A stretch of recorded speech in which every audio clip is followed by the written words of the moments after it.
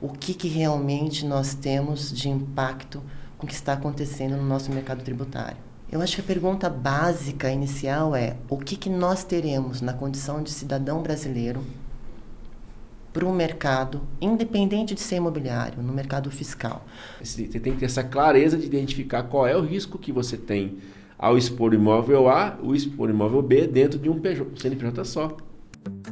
Esse é nosso podcast, pode contar mais café. Então, seja muito bem-vinda, Érica.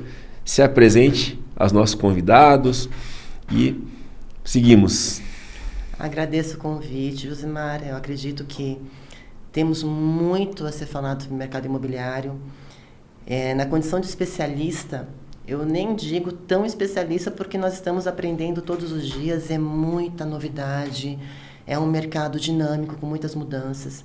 Mas dentro de uma experiência, desde 2005, trabalhando a iniciar com o mercado imobiliário corporativo e agora também o residencial em São Paulo e agora em São José dos Campos, hoje nós estamos mais preocupados com estratégia.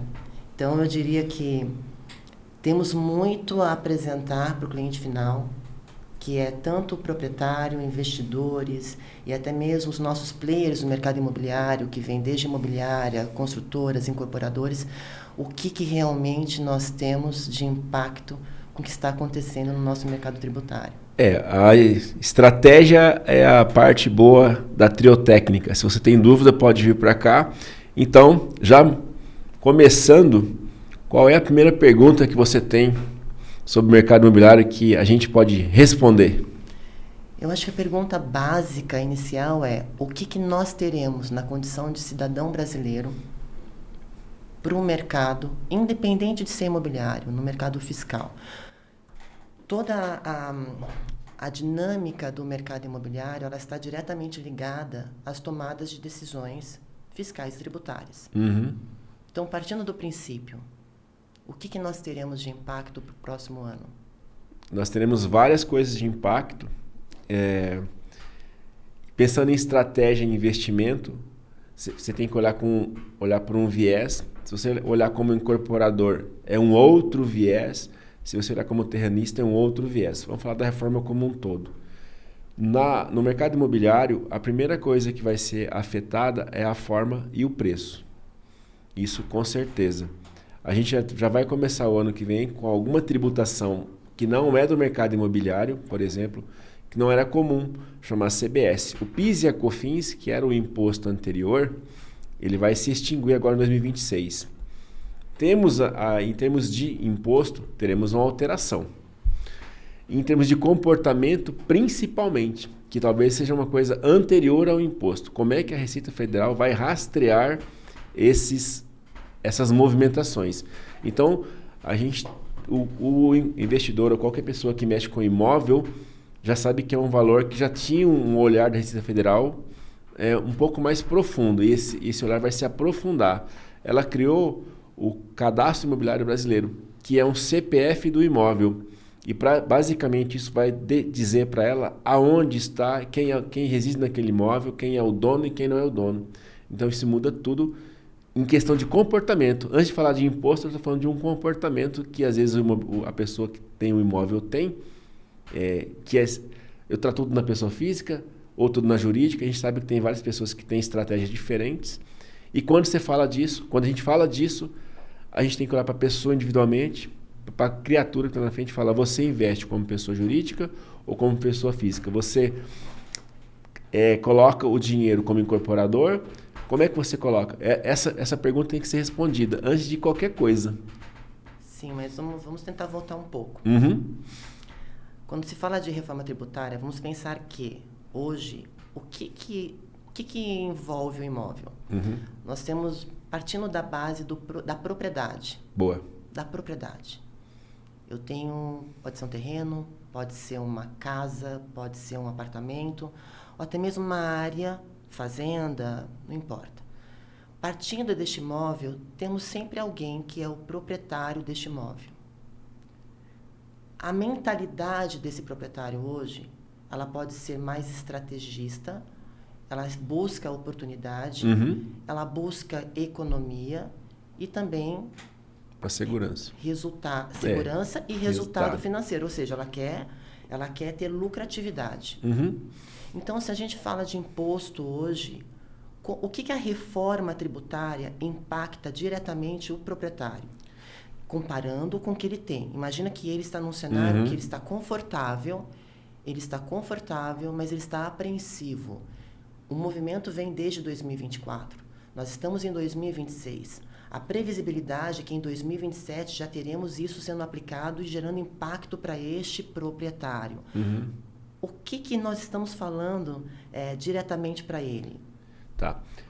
O proprietário que tem locação, ele tem um impacto. Aquele que vai comprar e vender, ele tem um impacto diferente. Mas os dois serão impactados. E se você executa as duas atividades, possivelmente você vai ter um impacto nas duas camadas de atividade.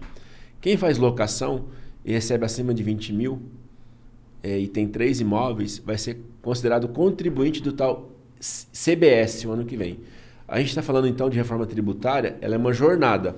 Ela começa em 2027 com o CBS, 2028 continua com esse imposto, e a partir de 2029 vai sendo incrementado um pedacinho de um imposto chamado IBS. Então, nós teremos, a partir de 2027, o CBS. CBS. E o CBS vai impactar quem diretamente? Quem vende, quem compra, em algumas condições. Vamos falar, por exemplo, se a pessoa tem mais de 3 imóveis como locação e recebe mais de 20 mil por mês, essa pessoa vai ser, segundo a legislação, contribuinte da CBS. Significa o seguinte, eu tenho 4 imóveis e faço locação. E recebo mais de 20 mil por mês, 5 mil cada um, ou passa de 5 mil. Essa pessoa vai pagar, além do imposto de renda que ela já paga na pessoa física dela normalmente, ali a apuração de ganho sobre o aluguel, o IBS e a CBS como se fosse uma empresa. Ou seja, ela vai ter a CBS, perdão, somente a CBS no ano que vem. Mas hoje... Ela não paga. Hoje ela não paga a CBS. Não paga. Ela declara o imposto de renda dela com lucro presumido, provavelmente. Se for pessoa física, presumido. Se for pessoa jurídica, é essa forma que você falou. Perfeito. E a partir do ano que vem, ela vai ter este incremento. Incremento. Ou seja, ela vai ter que pagar mais.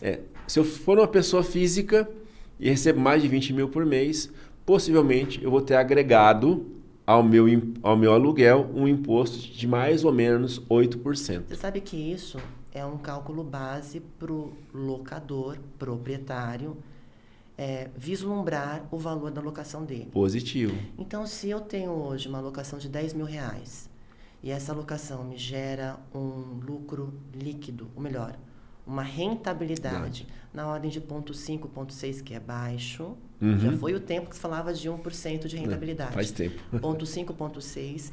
Considerando a partir do ano que vem, 27, ele certamente terá menos rendimentos, salvo se ele aumentar o valor do aluguel, é isso? Exato. A gente está falando aqui de um aumento do preço do aluguel, de uma forma geral, porque vai ter um imposto que possivelmente o locatário ali, né, vai ter que absorver de alguma forma. Esse imposto, se a gente imaginar a projeção, é 8%. Ele da forma bruta, para a gente não falar de complicar a conversa no início. Então, um aluguel de 10 mil teria ali um aumento de 8% por conta de uma carga tributária direta. Isso se o locador, no caso, se manter como pessoa física. Exatamente. E existe alguma estratégia para que ele não necessariamente tenha que repassar esse custo para o locatário? Sim, existe. A locação ela tem um redutor, então agora vamos falar do benefício.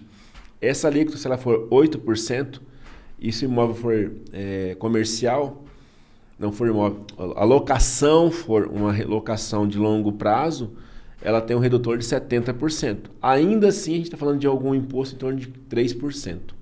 Então, aqueles 8% inicial que eu trouxe, ficaria, se for um imóvel de locação de longa duração, acima de 90 dias, com 70% de redução. Sim, nós não estamos falando de Airbnb, nós estamos falando, no caso, de uma exatamente, locação de contrato convencional de positivo. 30 meses. Então, se for um contrato de longo prazo, acima de 90 dias, ele vai ter um redutor. Então, se a alíquota for 8%, 3 vezes 8, 24, então estou falando de uma alíquota de 2,4%.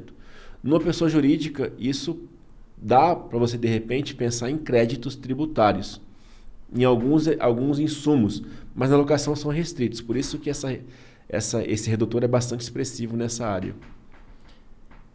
Pensando nisso, o proprietário hoje que pretende manter o inquilino no imóvel dele, porque se ele aumentar o aluguel e a condição financeira, ou melhor, a condição de manutenção desse locatário no imóvel não for crescente, como o incremento do valor do aluguel que ele terá que ter para poder ter a receita que ele tem hoje, ele vai ter que mudar o formato dele de pessoa física, talvez para pessoa jurídica, é isso? Possivelmente. Até porque na pessoa jurídica ele vai ter uma vantagem de planejar estrategicamente a sucessão, que é uma questão para outro momento, que é uma holding, alguma coisa assim. Inclusive, por exemplo, se ele pensar em transformar numa holding ou pejotizar esse patrimônio, que é o nome que eu gosto mais, se ele pejotizar o patrimônio, ele consegue manter o controle dessa empresa. Então, é um mito a pessoa falar, eu vou colocar numa empresa e as pessoas vão controlar. Não, você continua sendo controlador. E, inclusive, vou abrir um parênteses maior aqui, no seguinte sentido. Quando você pejotiza o patrimônio, você coloca numa empresa, você coloca todas as condições em que você tem pleno controle da empresa, financeiro, político. Então, você não precisa mudar quando você coloca... Porque a gente sabe, tem donos de imóveis que têm esse receio de colocar. Maioria, muitos têm.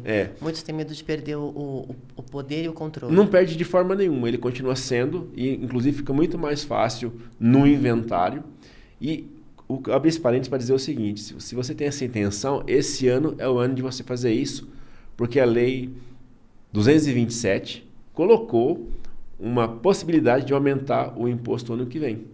No caso, nas transferências patrimoniais. Então, hoje, eu transferi uma fazenda de quase 15 milhões de reais por um valor que, se eu colocar o ano que vem, daria mais ou menos umas 5 vezes mais. Então, o custo de transformar de pejotizar o patrimônio hoje é muito inferior a se eu deixar para o ano que vem, possivelmente. Então, é certo que o patrimônio e sucessão são assuntos polêmicos. São assuntos polêmicos. Vai dar muita conversa para os próximos anos. Dentro dessa linha, que não dá para nós entrarmos em todos os temas, não falando dá. Apenas do proprietário, pessoa física e pessoa jurídica. Mas, além disso, além dos aluguéis, por que é tão importante falar dos aluguéis? Muitos dos nossos imóveis são para clientes que trabalham com projeção de renda de aluguel, né? Renda passiva, pensando dessa forma. Então, nós temos aqui o produto investimento que vai gerar renda passiva futura para este cliente, que é o investidor que vai alugar o imóvel dele. Se nós temos uma projeção, a partir de 2020, que pode ser que aconteça ou não, mas de um incremento de valor, significa que nós também teremos uma valorização do imóvel no momento da venda. Sim. Ou seja, a partir de 27, independente da valorização imobiliária, que já é algo pontual, haverá também um encarecimento do valor do imóvel em razão dos impostos. Positivo. Haverá um então, encarecimento. Hoje ainda é o melhor momento para compra. Sim. Se você for comprar algo hoje, já tem que planejar inclusive a forma como você vai comprar esse imóvel, como você vai adquirir, já tem que ter uma estratégia muito bem clara. Eu estou comprando esse imóvel para virar um investimento de renda passiva, ok? Se eu tiver, como que eu vou colocar esse imóvel dentro de uma empresa ou dentro do meu CPF? Qual é o risco que eu estou assumindo e qual é a carga tributária? E a gente tem que ter uma noção de que essa carga ela vai aumentando ao longo do tempo. Eu fiz um planejamento com uma pessoa, ela já é dona de imóveis. Em 2027 e 2028, o valor do imóvel, da renda dela aumenta, porque tem uma estratégia tributária por trás disso, só que a partir de 2029 vai aumentando o valor da carga tributária. Consequentemente, se você projetar o aumento do aluguel, você consegue equalizar isso de alguma forma. E aí você tem que pensar que esse aluguel tem uma renda, reflete na pessoa jurídica, que vai para a pessoa física. Então você tem que pensar agora de forma estratégica o planejamento tributário e patrimonial da pessoa física. Como que ela vai constituir isso para que ela não tenha uma carga tributária muito alta ou mitigue um pedaço desse impacto tributário. E não estamos falando de uma coisa só para 2027. É uma coisa que começa agora e vai se projetar para 2028, 2029. A incorporação, por exemplo, vou abrir um outro parênteses aqui para deixar mais um spoiler. Em 2028 ela muda a forma de ser tributada. Hoje ela é tributada em 4%. Então muitos incorporadores devem correr para fazer uma tributação, o patrimônio de afetação e aderir ao RET até 28. Porque os imóveis que forem tributados a partir de 2028, fora do regime especial da incorporação, terá uma carga tributária maior. Então, eu vejo que em 2028, ainda com carga tributária alta, teremos uma corrida da incorporação. Imagine, se houver essa tributação na incorporação, tornando o produto final mais caro, isso será repassado para o cliente final. Vai. Isso será repassado. E, de uma certa forma, hoje nós temos várias modalidades para trabalhar dentro do mercado imobiliário, desde o cliente entrando como investidor no início da cadeia, e eu sempre digo, né, que quando você começa a adquirir o seu imóvel no início da cadeia, você tem vantagens comparativamente àquele que você trabalha no meio para o final. Mas também temos aqueles imóveis que são de pessoa física ou jurídica, são os imóveis prontos, e que há a venda deles muitas vezes financiado ou até mesmo com parcelamento direto com o proprietário. Terá algum impacto para aquele investidor, aquele proprietário que vende o imóvel parcelado em alienação fiduciária para o cliente final, e este valor é parcelado e muitas vezes supera o prazo de 12 meses, ou seja, esse valor entrará em conta em 2027, como que isso vai afetar para este proprietário que já fez o parcelamento e como vai afetar para este cliente comprador que tem uma projeção de pagamento futuro? Essa é uma pergunta excelente e ela daria mais um podcast, mas para responder de forma muito simples, a reforma tributária na questão imobiliária continua tributando os impostos na medida do recebimento.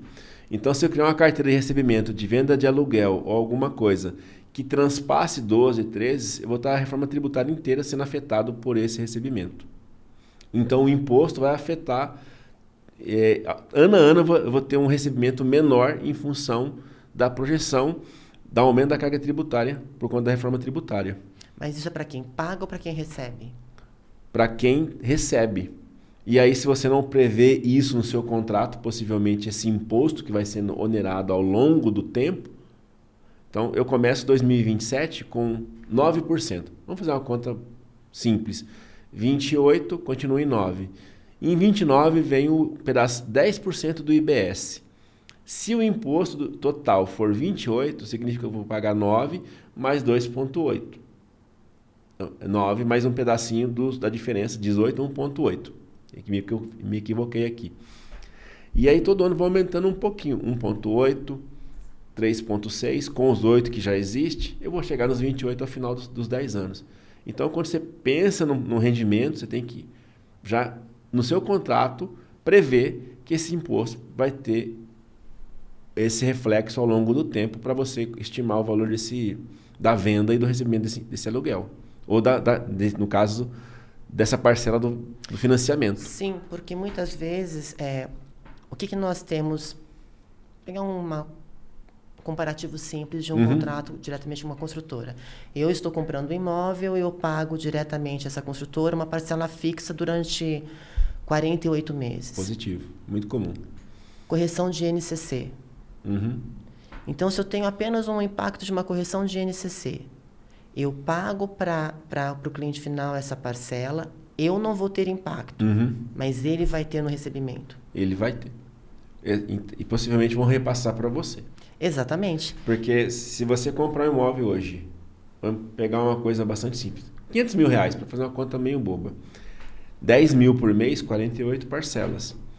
Eu vou atravessar 27 com uma carga tributária, 28 com a carga tributária, 29 ela aumenta, e aí 30, em 30 ela aumenta. São 4 anos, 5 anos, em 31 ela também aumenta. Possivelmente a construtora já vai colocar isso no seu fluxo. Então, você vai ter esse impacto, o comprador vai ter esse impacto, porque ela vai colocar isso no custo dela. Mas uma dúvida.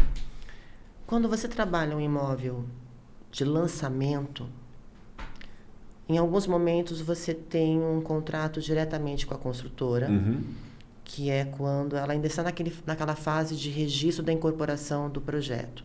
Então você tem, desculpa, não é nem o registro da incorporação, ela tem um parcelamento, memorial descritivo, ela tem um parcelamento direto com o comprador, só que não houve o desmembramento ainda na matrícula-mãe para as unidades individuais. No momento que há o desmembramento dessa matrícula-mãe para as unidades individuais, esse comprador ele já pode fazer um financiamento diretamente com o banco ou quitar o imóvel dele. Tá. Quando ele fizer esse financiamento diretamente com o banco, havendo essa nova tributação, é possível que o banco faça o cálculo já repassando com esses impostos embutidos? Sim, e aí tem uma vantagem nesse negócio, porque, por exemplo, você tem um fato gerador, que é uma questão tributária, que é o pagamento. Quando o banco recebe o valor e repassa, quando o banco repassa o valor para a incorporadora, então, no momento em que você está dando a transferência da propriedade ali, é naquele momento em que vai haver o imposto definitivo. Então, essa projeção, que eu estou falando alongadíssima, de 8 anos, e de repente no financiamento ela se interrompe, é a carga tributária menor. Então, aqui também vem uma questão de, olha, como que eu planejo para vender rápido isso, para que o banco financie e minha carga tributária em 2029 seja... Eu tenho impacto, por exemplo, de 1,8, não de 3,6. No exemplo que ela vai subindo. Então, tudo é uma questão de planejamento. Tudo é uma questão de planejamento. Não dá para você mais... Eu digo que trabalhar com imóveis hoje tem que ser 100% estratégico. Totalmente. Já foi um momento onde você investia em imóveis baseado apenas em oportunidades. Hoje tem que ser oportunidades e estratégia. Estratégia. Eu diria que você tem que ter uma estratégia para procurar oportunidade, possivelmente. Porque... Sim. Mas esse é o diferencial do mercado imobiliário. Vender imóvel não é simplesmente você colocar à venda o produto. Você tem que consultar alguém que consiga ter um olhar clínico para lhe apresentar as oportunidades e, com estratégia, abstrair os melhores resultados. Positivo. Porque, no final, o teu interesse é performance. E ter uma consultoria tributária contábil no momento da aquisição ou durante a sua jornada é o que faz o processo seguir de uma forma consciente e coerente dentro do mercado imobiliário. Faz todo sentido o que você falou, porque quando a gente olha numa estratégia, que é um exemplo bastante comum, as pessoas vão pejotizar o patrimônio, igual a linguagem que eu usei anteriormente. E a pessoa às vezes tem um imóvel rural, uma fazenda. Eu nunca vou me cansar de dar esse exemplo, porque é um exemplo muito fácil de fixar. E tinha ali 15 imóveis urbanos de aluguel. E por ser tudo imóvel, na mentalidade da pessoa, não, eu coloco tudo dentro de uma empresa só e pejotizo.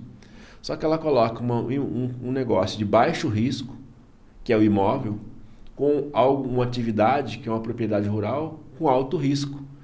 Então, a propriedade tem risco tributário, risco ambiental, risco civil, risco trabalhista. Então, quando você traz uma propriedade para tentar, às vezes, ganhar um benefício fiscal e junta tudo, você expôs aqueles 15 imóveis que a pessoa tinha a um risco que não precisava. Porque a propriedade rural tem uma característica diferente e, às vezes, o estrategista fala assim, você tem que separar isso e criar uma camada de proteção. E a pessoa às vezes não entende. Você tem que ter essa clareza de identificar qual é o risco que você tem ao expor o imóvel A, o expor o imóvel B dentro de um CNPJ só. Mas sabe qual que é o problema? É as pessoas padronizarem. Exato. Não existe atendimento padrão. Não existe contrato padrão. Não existe. Tudo é muito personalizado.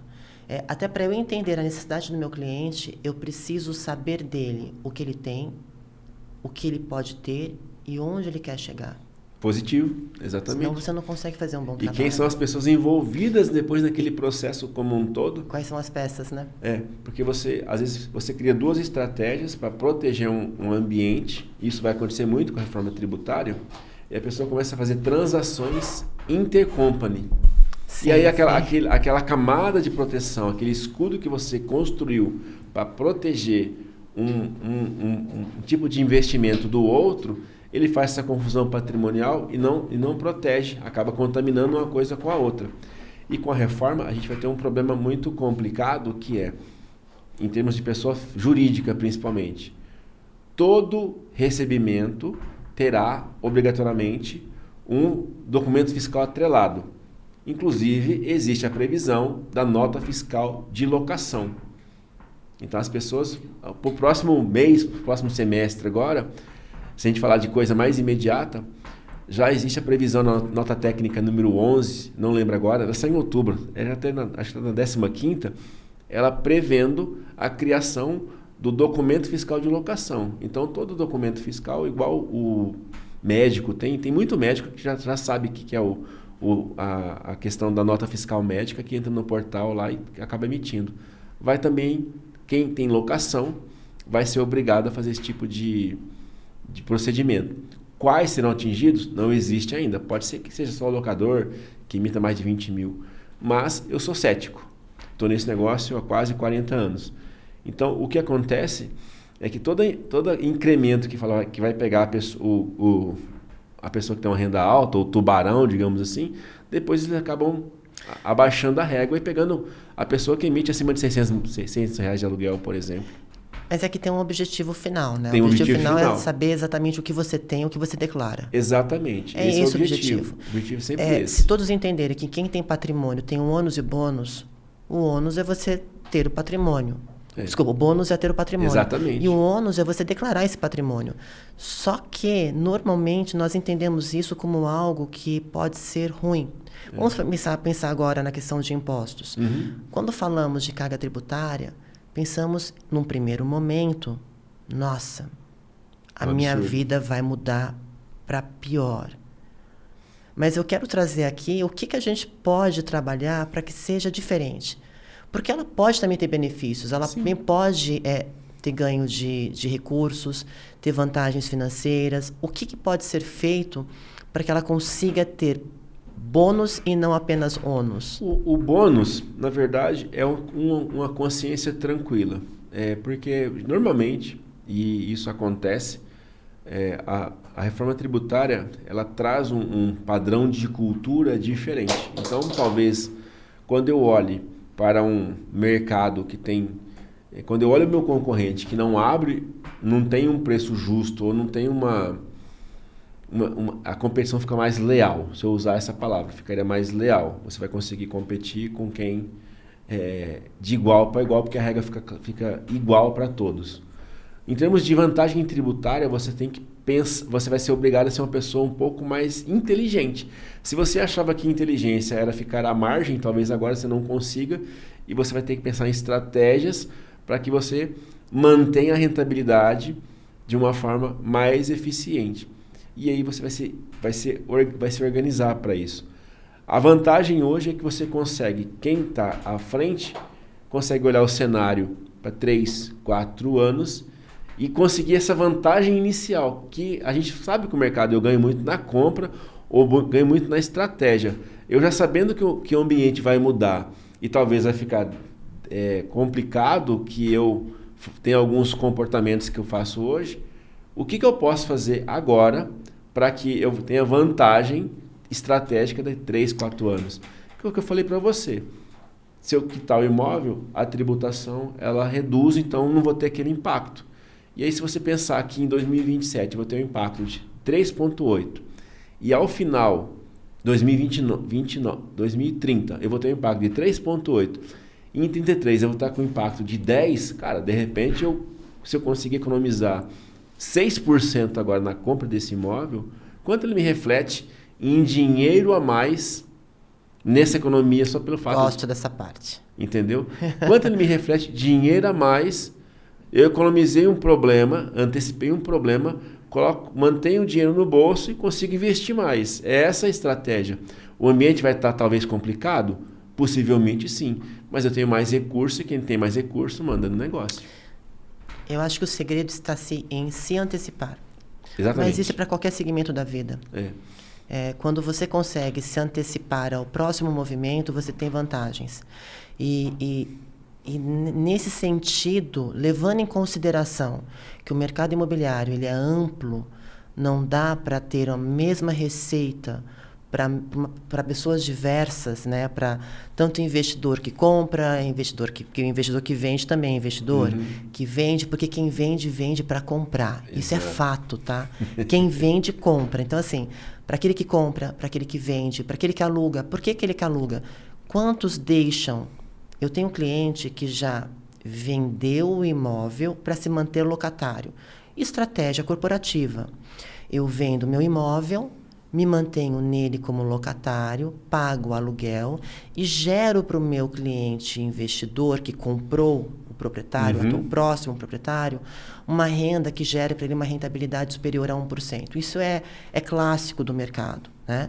Eu vendo, fico no imóvel, pago aluguel, recebo o recurso da venda, aplico esse recurso tanto na minha empresa ou gero uma renda de uma outra forma. Isso que você me falou é uma coisa interessante, porque a pessoa vende, gera um passivo e ao mesmo tempo ela vai gerar, por exemplo, se ela for uma empresa, um desconto de tributo na operação dela. Você imagina que nós temos um tema complexo para ser tratado. Eu tenho uma propriedade de alguma coisa que, de repente, é mais fácil eu pagar a locação e ter um benefício fiscal daquilo, reduzir meu imposto de renda. Então, a pessoa não tem só um rendimento de 1%. Ela tem ali um ganho operacional em termos de estratégia tributária como pessoa jurídica. Isso é estratégia pura. Imagina aquele cliente que tem uma empresa e está pensando em ter um empréstimo junto a um banco para poder injetar capital na empresa dele, sendo que é desnecessário. Ele tem um patrimônio que, no momento de uma venda, ele vai encontrar fácil no mercado investidor que trabalhe com uma renda de um retorno acima de 1%. Fundo de investimento faz isso. E não somente fundos de investimentos, também temos investidores particulares, que são os family offices, que trabalham dessa forma. Se você vende o imóvel, paga o aluguel, tem essa vantagem tributária, não trabalha em empréstimo junto ao banco, você gera ali blocos de estratégicos que fazem uma diferença tremenda para ele no final, mas ele só vai fazer isso se ele souber. Nossa função aqui é só trazer ampliar as possibilidades e sem trazer muito detalhe, porque, como disse, quando você fala disso, por exemplo, me vem um outro caso. A pessoa, que aconteceu recentemente, com a tributação de altas rendas. As pessoas tinham ali alguns lucros acumulados na reforma tributária dentro das suas empresas e que a Lei 15.270 onerou. Olha, se você distribuir esse valor a partir de 2028, vai ter a carga de 10%. Teve empresa que fez o que tinha que fazer em termos de estratégia tributária, já passou, não dá mais para fazer, fez, e aí pegou um empréstimo do banco, porque ela gerou uma despesa na empresa, ela vai receber aquele dinheiro sem os 10%, porém com ainda uma despesa bancária em cima, e manteve o dinheiro na empresa. É uma estratégia complexa, não é uma coisa simples de você explicar num podcast, mas resumindo, a pessoa economizou 10%, manteve o dinheiro na empresa e com o empréstimo gerou uma economia de 0,33 sobre a carga de juros que ela pagou, ela criou, porque ela calculou juros sobre capital próprio. Se eu ganhar, eu vou pagar 15% de imposto. Bom, se eu pagar 10% de juros ou negociar, porque eu tenho um patrimônio muito alto e quem negocia juros mais baixos, eu vou pagar alguns juros e economizar 34% desses juros. Aí a pessoa parou e pensou, faz sentido. Então eu prefiro não manter o dinheiro na empresa e me pagar com o empréstimo que a empresa vai gerar uma despesa para a empresa que gera uma economia tributária. Então é uma cadeia de coisas que no final, a linha final sempre importa. Então eu falo, minha fala sempre assim, R$1 de faturamento não significa R$1 de lucro. Mas R$1 economizado de imposto é sempre R$1 economizado de lucro. Então a gente vê que tem várias possibilidades, né? Ele não tem um único caminho. Não tem. Não existe uma resposta pronta, um único caminho. São associações de várias coisas pequenas que vai afastar 10% da alta renda, que vai afastar algum valor, 2%. Só que quem tem renda sabe que 1% aqui, 2% ali, o juro sempre é a favor, nunca conta, o imposto sempre é a favor, nunca conta, tem uma economia tributária relevante. Eu acredito que a gente não vai conseguir falar de todos os temas, de todos os pontos, mas seria importante nós termos a oportunidade de trabalhar num outro momento o locador que trabalha um valor de locação alto. Nós temos aí imóveis que geram rendas, principalmente imóveis industriais e corporativos, que têm um valor de locação alto.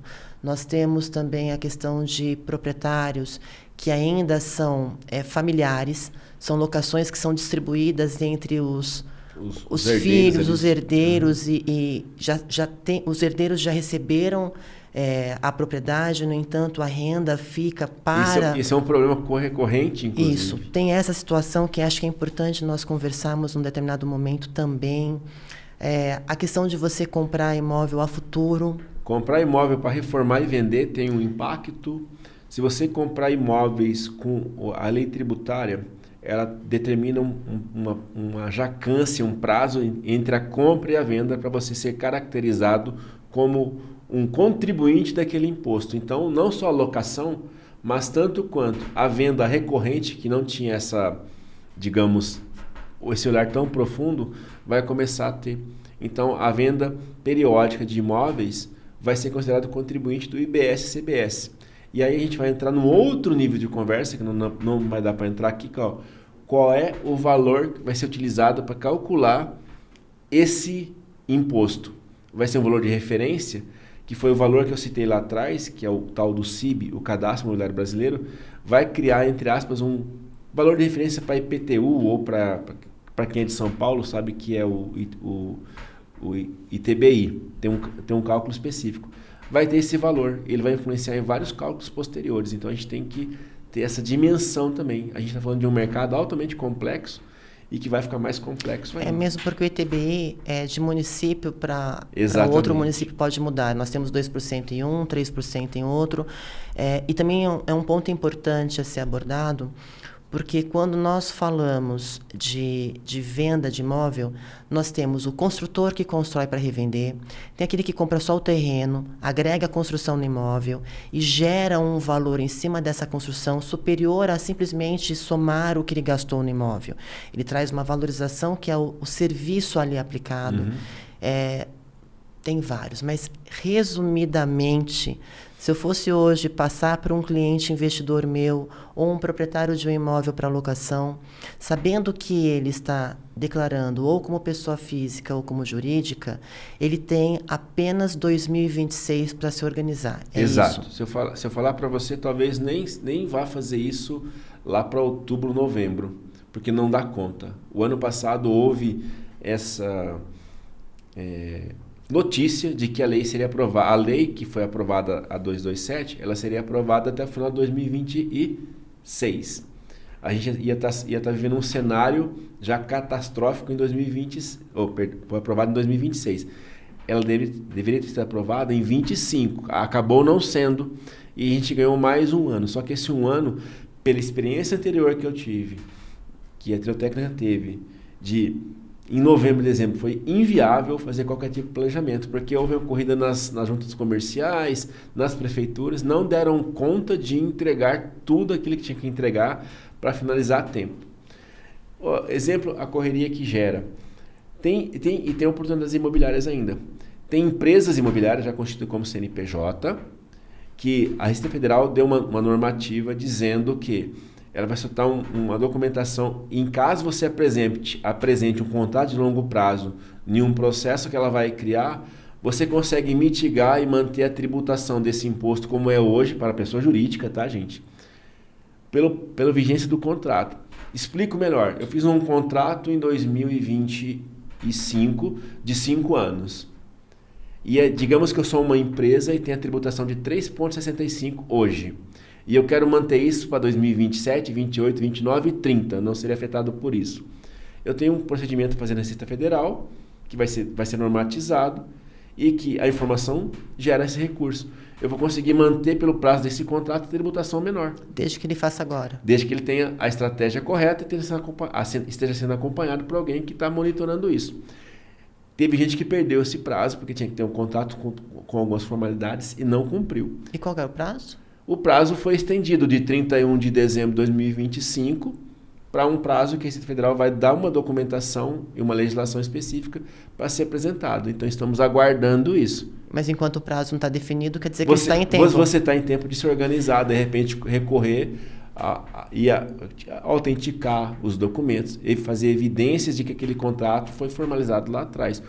Normalmente, contrato de maior valor tem ali todos os requisitos legais que a Lei 214 trouxe. Então, 2026 é um período realmente para você organizar e fazer aquilo que você consiga ter resultado para os próximos anos. Isso é interessante porque quando trabalhava somente com imóveis corporativos, nós tínhamos o ano fiscal, período fiscal das empresas, principalmente aquelas que trabalhavam dentro de uma legislação internacional, que são as multinacionais, ou aquelas que vinham com filial para o Brasil, que tinham um mês certo que deveriam prestar contas para a matriz. Então, eram 2 períodos críticos. Era este período, para poder realmente ver quanto que o balanço geral dela, e às vezes o valor de alocação entrava no balanço geral, e também na época de renovação contratual. Eram as únicas etapas e momentos de preocupação deste locatário que tem um valor de aluguel alto, e são PJs. Então, neste momento, essas empresas também deveriam olhar neste sentido. Positivo. E muitos não sabem disso. Possivelmente não. Não Porque sabem. a gente pegou lá no escritório, na Triotécnica, uma pessoa que tem ali R$40 mil de aluguel por mês, como já constitui como pessoa jurídica, porém sem a assessoria necessária, e muito possivelmente a gente vai ter uma dificuldade maior de organizar essa documentação para cumprir e manter a carga tributária menor. Eu não estou falando de alguém que não tem instrução, só não tinha uma orientação adequada. Sim, porque tem 2 aí. Tem aquele que recebe, que pode ser um PJ, e tem aquele que paga, que é um PJ. Exatamente. Então, nós temos as 2 partes do contrato que muitas vezes não tem orientação. E isso deveria ser, sim, iniciado pela imobiliária, já repassando para eles, como benefício da gestão da locação, a orientação prévia do que vai acontecer. Exatamente. E existe um cronograma para isso? Existe um cronograma. Vamos pensar no sentido. Nós estamos falando desse período da locação, que ainda não tem data definida, mas vamos pensar na questão do imposto de renda, que vai até o próximo ano, para ele se organizar. Este ano, neste momento, deve ser uma corrida, eles devem estar no meio da corrida de declaração de imposto de renda referente ao ano de 2025. Então, eu diria que é um ponto cego, porque estão todos olhando apenas para a declaração de imposto de renda de 2025. No entanto, tem que já existir uma programação para se antecipar ao que vai acontecer no ano de 2027. Exatamente. Vocês têm um cronograma para isso, para orientar este cliente, que embora esteja focado na declaração de imposto de renda de 2025, a já se organizar para 2027? Certamente. E ele começa já entendendo o impacto e o volume. As pessoas que estão na nossa base, a gente sempre já começou a olhar desde novembro do ano passado, na verdade, quando saiu a Lei 15.270, a gente já tem que saber se o cliente vai constituir uma holding, quais são os impactos. Como eu disse, esse cliente que veio com uma questão que não foi vista lá atrás, mas que alguns casos dá para resolver, outros a gente vai tentar resolver, que tem coisas que não tem mais como voltar atrás lá no tempo e fazer tratativas que não foram feitas. Mas a gente pode tentar justificar. E existe um cronograma. A partir de julho, você já tem que começar a olhar a reforma tributária. Acabando a declaração de imposto de renda, já tem que olhar a reforma tributária. E acabando a declaração de imposto de renda, já tem que começar a olhar o planejamento patrimonial. Quem não está na base, quem já está, já tem essa informação. Inclusive de alta renda, que é um impacto absurdo. E a gente tem que começar a entender como é que a gente mitiga. E de novo, como a gente conversou aqui, não tem uma solução única para uma pessoa. É individual. É individual, porque você tem que entender o momento da pessoa, o comportamento tributário e financeiro daquela pessoa. Inclusive, há tipos de investimentos financeiros, não imobiliários, que podem ajudar na resolução do problema do imposto de renda sobre altas rendas. Então, a gente está olhando para uma pessoa física agora, o foco é a pessoa física. A pessoa jurídica vai ter um impacto adicional, mas a pessoa física hoje é um impacto primordial. E o calendário existe. Olhar, primeiro, da pessoa física, se ela tem qual é o comportamento, e na jurídica, se ela já cumpre os requisitos para manter a tributação mais baixa, já tem a tributação Não existe uma alíquota ainda, mas você sabe, a gente já se sabe qual é o percentual de desconto, qual é a alíquota. Tem o fator que a gente não comentou aqui, por exemplo, é um redutor de R$600 para cada aluguel. Então, cada pessoa vai ter um tipo de aderência à norma. Não adianta você... Mas existe um cronograma.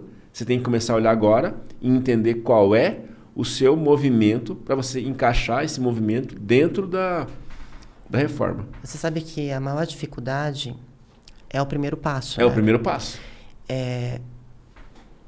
Isso já é uma análise que eu faço, até mesmo uma abordagem de um cliente, quando ele chega tímido no escritório, buscando um produto, e ele começa buscando um produto que nada tem a ver com a necessidade dele, pensando que dessa forma ele estará protegido. E eu sempre procuro, de uma forma muito analítica e democrática, alcançar o objetivo dele, quebrando essa primeira barreira. Talvez seja até interessante, quando a gente pensa em ser mais acessível, permitir que o cliente ele se cadastre, ou possível cliente, se cadastre para uma anamnese prévia.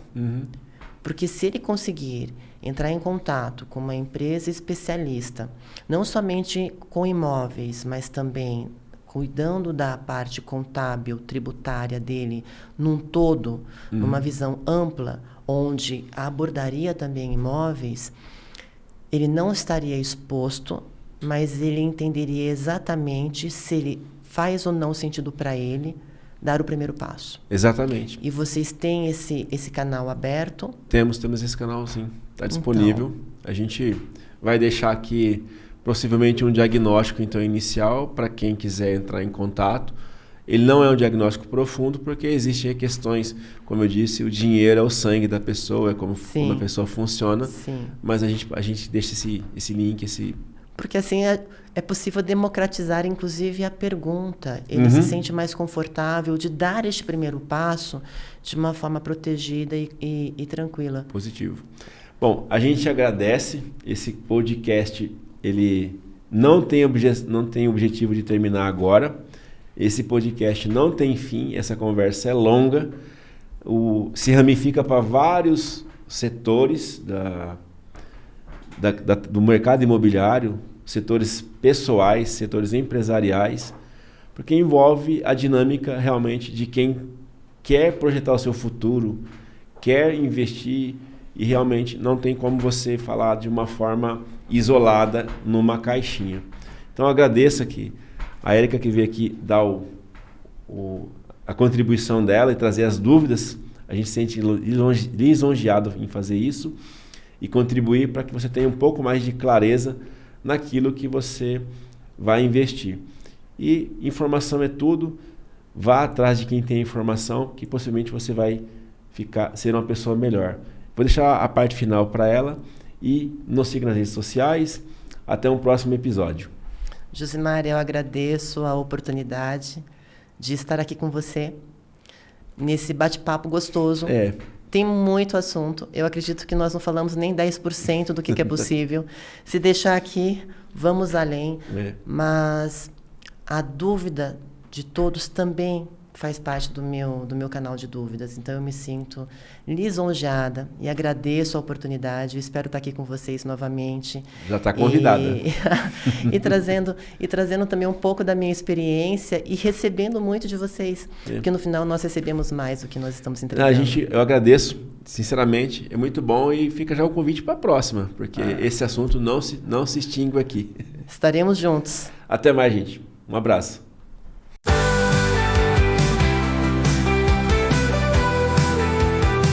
Seja bem-vindo ao nosso podcast. Um bate-papo descontraído, com muita informação de qualidade. Esse é nosso podcast, Pode Contar Mais Café.